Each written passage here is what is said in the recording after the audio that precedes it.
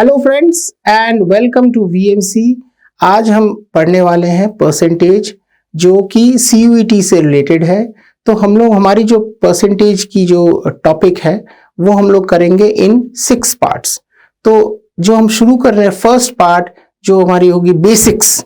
तो पहले basics clear करेंगे और आप देखेंगे जब हम लोग 6th पार्ट तक जाएंगे तो ये knowledge will be totally complete and you don't require any other material if you follow the videos. So without wasting any time हम शुरू करते हैं परसेंटेज बेसिक्स। जैसा कि आप देख रहे हैं हमने यहाँ पे लिखा हुआ है percentage basics. So what do you mean by percentage? Percentage हम कहते किसे हैं? तो अगर मैं कहूं आपसे परसेंटेज मतलब होता है पर 100। अगर मैं इस वर्ड को देखूं, सेंट को देखूं, तो यू विल से सेंट मतलब पर 100। पर 100 मतलब स्पेसिफिकली 100 में आपको कितना मिला है। तो अगर मैं आपसे कहूं कि आपको मैथ्स में 60 मार्क्स मिला है, तो डज दैट मीन कि आपको 60% मार्क्स मिला है? नो। व्हाई? बिकॉज मैंने ये नहीं कहा है कि फुल मार्क्स कितना है। अगर फुल मार्क्स 100 है तो देन इट बिकम्स 60%। लेकिन अगर फुल मार्क्स 120 है तो मतलब है इट इज 60/120 में कितना मिला है इंटू 100, दैट इज 50%। तो फुल मार्क्स पे हमारा सब कुछ डिपेंड करता है। मैंने अगर 100 मार्क्स लिया तो परसेंटेज होगा 60%, मैंने अगर 120 लिया तो परसेंटेज होगा 50%, ऑल्दो आपको 60 मार्क्स मिले हैं।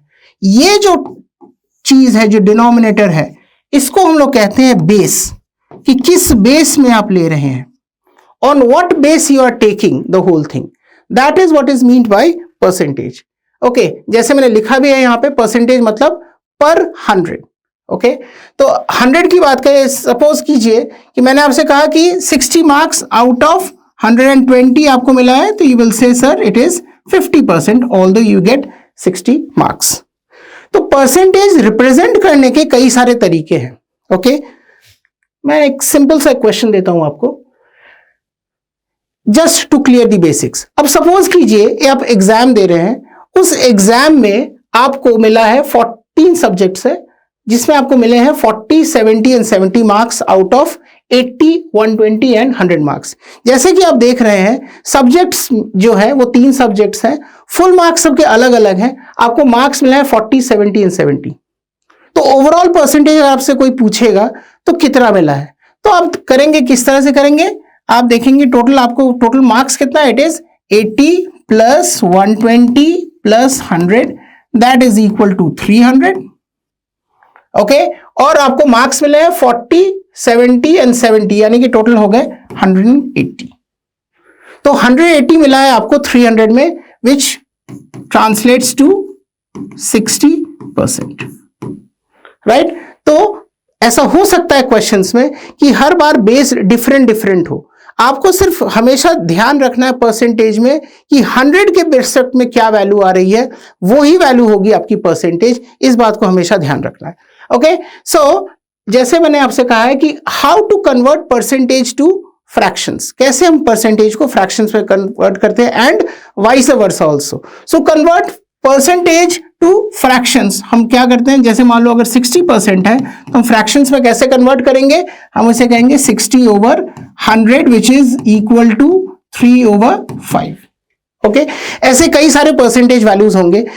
स्पेसिफिकली अगर मैं सीयूईटी एग्जाम्स को देखूं या जितने भी कॉम्पिटिटिव एग्जाम्स को देखूं, तो आपको कुछ परसेंटेज के फ्रैक्शन वैल्यूज पता होने चाहिए। उससे फायदा ये होगा कि थोड़ा टाइम सेव होगा जब आप फंस जाओगे क्वेश्चंस में। तो कुछ परसेंटेज के फ्रैक्शन वैल्यूज मैंने लिखे हैं आपके लिए, आपको याद करने की जरूरत नहीं है। You just have to imbibe the fact कि मैंने किस लॉजिक से लिखा है, किस तरह से मैंने लिखा है, वो अगर आप समझ जाएंगे it will be very easy for you to calculate the whole thing. और इसमें मैं कुछ क्वेश्चंस भी दूंगा। तो सेट ऑफ वैल्यूज, जैसे 1 मतलब क्या होता है? 100%। आपको अगर 1 मिला है तो it is obviously 100%। 1/2 it is 100/2। 100/2 is equal to how much? It is equal to 50%, जैसे मैंने यहां पे लिखा भी है। 100/2 is 50%। 1/4 is how much? 1/4 is 25%। Okay, 50 का आधा कर दो, हाफ का हाफ कर दो, तो मतलब 50 का आधा करो हो गया 25। ओके, 25 का हाफ करो होता है 1/4 का हाफ, विच इज 12.5। ओके, 1/8 का हाफ करो यानी कि 12.5 का हाफ करो, इट इज 6.25। तो ये 2 के मल्टीपल्स वाले जो परसेंटेज वैल्यूज है वो मैंने यहाँ पे लिखे हैं। ये बहुत सारे एक्सटेंड हो सकते हैं, मैंने एक सिर्फ इंडिकेटिव लिस्ट दिया है। Okay, if you see the next one, से 1/5, व्हाट इज 1/5? 1/5 इज, अगर आप मल्टीप्लाई करते हैं 1/5 into 100 is how much? It is 20%, right? तो 2/5 कितना होगा? ट्वाइस ऑफ 1/5 होगा। So twice of 1/5 means twice of 20 which is 40। 3/5 is उसी लॉजिक से 60, 4/5 इज 80, 5/5 हमें कहने की जरूरत नहीं, इट इज 100%। ओके, अगर मैं आगे चलूं 8th के रेस्पेक्ट में देखूं, 1/8 इज हाउ मच? 12.5। मैंने अभी आपसे कहा था 1/4 होता है 25, तो 1/4 होता है 25, तो 1/8 कितना होगा? 1/8 होगा 1/4 का हाफ, यानी कि 12.5। 25 का आधा होता है 12.5। 3/8 मीन्स 3 टाइम्स 1/8।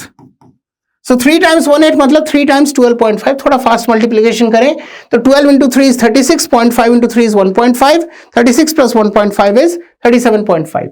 5/8 मतलब 2/8 और बढ़ गए, यानी कि 2/8 मतलब 1/4 और बढ़ गए, यानी कि 25 और बढ़ गए, तो कितना हो गया? 62.5। 5/8 से 7/8 मतलब और 2/8 बढ़ गए, 2/8 मतलब और 1/4 बढ़ गए, मतलब और 25 बढ़ गए, इट इज 87.5। तो दिस वे आप थोड़ा सा रिमेंबर कर सकते हैं। ओके, सिमिलरली अगर मैं 3 के मल्टीपल्स देखूं तो 3 1/3 इज 33.3%, राइट? 1/6 इज 16.66%, 1/3 का आधा। तो अगर आपको याद रखना है तो 33 का आधा कितना होता है? 33 का आधा होता है 16.5 और 0.33 का लगभग 0.15। अगर आप दोनों को ऐड कर दें तो होता है लगभग 16.66। ओके, 1/12 इज 16, 1/6 का आधा, तो याद रखना 16 का आधा हो गया 8 और 66 का आधा हो गया 33, इट इज 8.33%। ओके, मैं अगर कहूं 2/3 is equal to how much? Twice of 1/3, यानी कि ट्वाइस ऑफ 33.33 मतलब 66.66, तो हम इसे 66.66 भी लिख सकते हैं। ओके, सिमिलरली 1/12 इज 8.33, 1/24 जनरली पूछा नहीं जाता है, पर अगर आपको याद रखना है तो 8.33 का आधा, 8 का आधा 4, 33 का आधा 16.5, 16.5 को अप्रोक्सीमेट करो, इट इज रफली about 17, so it will B रफली 4.17%। ओके, 7th के मल्टीपल्स में देखें तो 1/7 is equal to how much? याद रखना हो, इट इज अराउंड 14.28%। तो 1/14 1/7 का आधा इज 7.14%। 7 को लेके भी बहुत सारा चक्कर है, मैं आपको आगे के लेसन में बताऊंगा। Okay, it is a unique number. Okay, 1/14 is 7.14%, 2/7 is obviously double of 14.28 is 28.56%। Exams में जनरली 1/7 जनरली आता है, 1/14 और 2/7 आता कम है, याद रखें तो बहुत अच्छा। ओके, 1/9 को मैं कैसे याद रखूं?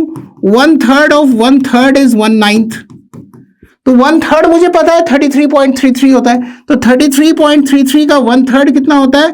11.1, तो मैं इस तरह से 11.1% याद रख सकता हूं। ऐसे ही 2/9, तो 2/9 इज 22.2। ओके, तो ध्यान से देखो, अब थोड़ा इसमें कुछ ट्रेंड आपको दिखेगा। अगर आपको 9 से डिवाइड करना है और 2 ऊपर में आता है तो अब 4 बार 2 लिख दो, हो जाएगा। 3/9 is basically 1/3 which is 33.33। 4/9 is 44.44। Okay, तो मैंने कुछ छोड़ दिया है, कुछ लिखा है। 5/9 आप देख रहे हो, इट इज 55.55। ओके, तो 1/11 उसी लॉजिक से 1/11, 1/10 में लिख नहीं रहा हूं, 1/10 इज ऑब्वियसली 10%। ओके, तो 1/11 इज 9.09। अब 1/11 और 1/9 को याद करने का भी एक बहुत अच्छा तरीका है। What is the way? 9 और 11 जिसे कहते हैं हस्बैंड और वाइफ की तरह, राइट? तो 1/9 जो है वो 11.11 है और 1/11 है 9.09 है। 11 को नीचे करो 9 ऊपर आ जाता है, 9 को नीचे करो 11 ऊपर आता है। 11 into 9 is 99 which is very close to 1। तो अगर very close to 1 है तो 9 का उल्टा 11 है और 11 का उल्टा 9 है, right? so they all complement each other। तो इस तरह से आप थोड़ा याद रख सकते हो। okay, so 2/11 is not 22.2, 2/11 is 18.18, so here is there is a small calculation mistake, it will be 18.18%। okay, 3/11 is 27.27%, 1/11 is 7.69%, so the value is 7.69%, 1/17 is 5.88। इतना याद रखने की जरूरत नहीं, यहां तक पहुंचते पहुंचते आप एक्सपर्ट हो जाओगे, राइट। लेकिन मैंने वैल्यूज दे दिए हैं, आप पॉज कर लो वीडियो को और आपको समझ में आ जाएगी कि वैल्यूज कैसे याद रखने हैं। Okay, so this is about the percentage values. अब मैं इतना बता क्यों रहा हूं, बिकॉज एग्जाम्स में कई बार ऐसा होता है कि आप कैलकुलेशंस में फंस सकते हो, तो वहां पे अगर आपको फ्रैक्शन वैल्यूज पता होंगे then it will becomes very very easy to do the questions. Okay, हर चीज करने में, परसेंटेज के हर क्वेश्चंस करने में आपको ये याद रखना है the concept of base. Base is always 100। उस फाउंडेशन को अगर मैं याद रखूं, you can do any questions on percentage. Okay, so let's move to the next one. अब परसेंटेजेस 100% से ज्यादा भी हो सकती है, राइट, टेक्निकली, और it is not possible, but exam में 125% भी आ सकता है। तो 125% को हम कैसे लिखेंगे? 125% को लिखेंगे हम 100% प्लस 25%। तो 100% मतलब 1 होता है, और 25% डेसिमल्स में कहे तो 0.25 होता है, तो 1.25, तो 1.25 हो गया आपका 125%। अगर इसे फ्रैक्शन में लिखना है तो हम कैसे लिखेंगे? हम लिखेंगे 1 and 25 को 1/4 लिखेंगे, it will B 5/4, right. So similarly 100% या 200% हो गया। 200% इज बेसिकली 2, 250% इज 200% मतलब 2, 50% मतलब हाफ यानी कि 0.5, तो will be 2.5 is the value. तो उसी लॉजिक से हम 100% से ज्यादा वाले वैल्यूज भी लिख सकते हैं। एग्जाम में 100% से ज्यादा वाले वैल्यूज भी आ सकते हैं, it you should be very much careful. Okay, जैसे मैंने एक क्वेश्चन दिया यहां पे, अब इस क्वेश्चन को करें कैसे? अगर आप सबके 100/100/100 लिखते जाओगे, it becomes very very difficult. तो हम करेंगे कि हम सीधा फ्रैक्शन वैल्यूज लिखेंगे। 60% is 3/5, 62% is 5/8, 40% is 2/5 into 400, right. 5 and 5 काटो, right. So 8 5s are 40, it is 10, 10 2s are 20, 3s are 60। कितना टाइम लगा? हार्डली 5 सेकेंड्स, अगर आपको फ्रैक्शन वैल्यूज पता हो। वरना आप क्या करते? आप करते 60/100 करते, इंटू 62.5/100 करते, इंटू 40/100 करते, it would have been taken a long time, right? So this is about the fraction values and the conversion to percentage values. अब इसका प्रैक्टिकल एप्लीकेशन क्या है? मैं एक क्वेश्चन दे रहा हूं आपको। Look at this question. I'm pausing this. Look at this question. Question को देखें। क्वेश्चन में ये है कि मान लो 15% ऑफ ए, ये अभी हम लोग सिर्फ और सिर्फ बेसिक्स कर रहे हैं। 15% of A is equal to 20% of B, right, is equal to 10% of C, is equal to 25% of D. आपको ए बी सी डी को अरेंज करना है इन इंक्रीजिंग ऑर्डर। इसको करने के कई सारे तरीके हैं। मैं अगर लंबे तरीके से जाऊं तो मैं क्या लिखूंगा? मैं लिखूंगा 15/100 is equal to of A is equal to 20/100 of B is equal to 10/100 of C is equal to 25/100 of D. मैं ऐसा लिख सकता हूं, लेकिन एक बार ध्यान से देखो, आप बाई 100 तो हर जगह कर रहे हो आप, तो इसका लिखने का तो कोई मतलब है नहीं। तो आप सीधा 15a equal to 20b equal to 10c equal to 25d लिख सकते हो, राइट। तो ये भी आपने लिख दिया, right, is equal to 10c is equal to 25d लिख दिया। इसको और छोटा कर सकते हैं हम, 5 से कैंसिल आउट कर सकते हैं। 3a is equal to 4b is equal to 2c is equal to 5d लिख सकते हैं। अब अगर ये चारों बराबर हैं तो चारों एक 5वें नंबर के बराबर भी हो सकते हैं, वो नंबर जो इन चारों का मल्टीपल हो। तो 3 4 2 5 का मल्टीपल क्या होता है? We can say 60। So take the values to be 60। Get the values of A कितना होता है? ए होता है 20, बी होता है 15, सी होता है 30 और डी होता है 12। तो यहां से आप एबीसीडी को अरेंज कर सकते हो कि सबसे छोटा है यहां पे डी, देन बी, देन ए, देन सी, राइट। तो इस तरीके से हमने अरेंज कर दिया। अब इसको करने का एक और तरीका और भी है। इतना न करके हम और छोटा कर सकते हैं क्वेश्चन। ये सिर्फ उनके लिए जो शुरू कर रहे हैं, लेकिन जब आप स्मार्ट बन जाते हो तो आप और थोड़ा और प्रैक्टिकली सोच सकते हो। अब सपोज करो 4 बच्चे हैं A B C D, right, उनके डिफरेंट डिफरेंट आईक्यूज है, राइट, सबको सेम लेवल आईक्यू पे ले आना है और उनको हेल्प करने वाले ये नंबर्स है 15%, 20%, 10% और 25%। अब ध्यान से देखो, थोड़ा प्रैक्टिकली सोचो, जो बच्चा सबसे वीक है उसको सबसे ज्यादा हेल्प की जरूरत है, और जो बच्चा सबसे स्ट्रांग है उसको सबसे कम हेल्प की जरूरत है। अगर मैं इनको हेल्प समझूं तो सबसे कम हेल्प सी को मिल रही है, यानी कि सबसे ज्यादा स्ट्रांग सी है, यानी कि सी की वैल्यू सबसे ज्यादा है, राइट। उससे कम हेल्प की जरूरत है ए को, right. So then comes A, then comes B and then comes D. So this is how we arrange it. So 1 second में हमारा क्वेश्चन हो जाएगा, अगर आप इतना करने की भी जरूरत नहीं होगी, अगर आप थोड़े से स्मार्ट बन जाओगे, right. So this is how we attempt questions on percentage. आपको बेस वैल्यू पता होना है, it becomes very very easy. Okay, I round off today's class, the first class on percentage, with a beautiful question. Focus on the question, right? And हमने जो शुरू किया है discussion base का, वो बेस वाले कंसेप्ट को हम आगे बढ़ाएंगे। Okay, so focus on this question. It says a man spends 20% of his income on food, 20% of the remaining on clothes, and 10% of the remaining on education. If he saves 11520, find the difference between the amount spent on clothes and the amount spent on education. Right? तो हमें ये देखना है कि हमें पूरा solve नहीं करना है यहाँ पे, राइट। हमें सिर्फ इतना सोचना है कि क्वेश्चन क्या पूछ रहा है, amount spent on clothes and amount spent on education का डिफरेंस। पहली बात तो ये है कि परसेंटेज का कोई भी क्वेश्चन आए कभी भी एक्स मत लेना, हमेशा 100 लेके करो, it becomes very very easy.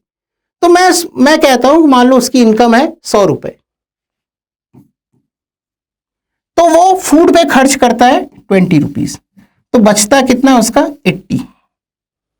20% of the remaining, okay, 100 में से 20 खर्च किया, 80 बचा। 20% ऑफ रिमेनिंग कितना है 80, 80 का 20% कितना होता है 16, तो बचता कितना है उसका 6.64। And 10% of the remaining, 10% remaining कितना है 6.4, 64 का 10% हो गया 6.4, तो इतना खर्च करता है on education.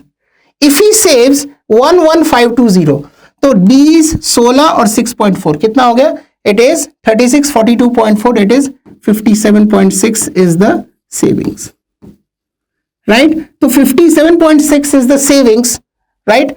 And I have to find the difference between amount spent on clothes and education. तो ये डिफरेंस है, ये अपना क्लोथ्स पे खर्च करता है और ये एजुकेशन पे खर्च करता है। तो इन दोनों के बीच की डिफरेंस कितनी है, 16 माइनस 6.4 इज 9.6। तो तुम्हें तो सिर्फ 9.6 की ही वैल्यू निकालनी है। तुम्हें दिया हुआ है 57.6 की वैल्यू दी हुई है 11520, तो हमें सिर्फ इतना निकालना है, 57.6 की वैल्यू है 11520, तो 9.6 की वैल्यू कितनी होगी, 11520 डिवाइडेड बाय 57.6 इंटू 9.6। इसे आप काटोगे थोड़ा, तो it comes out to be 1920, यानी कि option number A is your answer. This way we can attempt questions smartly without even going out through the calculations. जितना कम कैलकुलेशन करो, जितना पॉइंट टू पॉइंट कैलकुलेशन करोगे उतना अच्छा, right. So hope you like this topic on percentage. Thanks a lot for this. और हम लोग परसेंटेज पार्ट 2 में और अच्छे अच्छे नए नए कंसेप्ट सीखेंगे। Thanks for learning this and hope and happy learning for all of you. Thank you so much.